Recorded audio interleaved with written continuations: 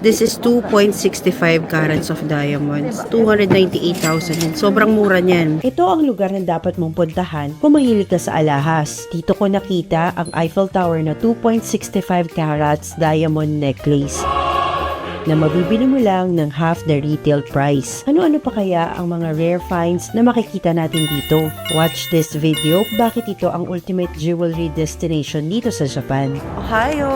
Gumising ako na maaga para pumunta sa International Jewelry Tokyo. Every year talaga akong uma-attend dito. Pagpasok ko sa event, pinuntahan ko kagad yung mga paborito kong suppliers. Hi, Sachoy! Say hi! Ayan, isa sa mga standout finds ko this year, yung 2.65 carat Eiffel Tower diamonds. Same luxurious quality pero half the retail price. Saka pa makakakita ng ganito? Meron ding Madagascar no-hit jewelry. Kung fan ka naman ng luxury watches, meron ditong Rolex at iba pang mga high-end brands. Tignan ninyo, grabe. 151 grams. Ang ganda. Huwag ka lang pupunta ng Quiapo pagka ito suot-suot nyo, ha?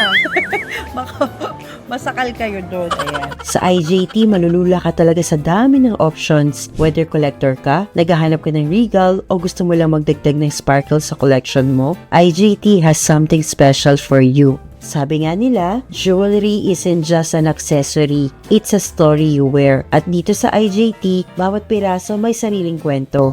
This is Ayumi J, bringing you the sparkle of travel, lifestyle, and the best of Japan.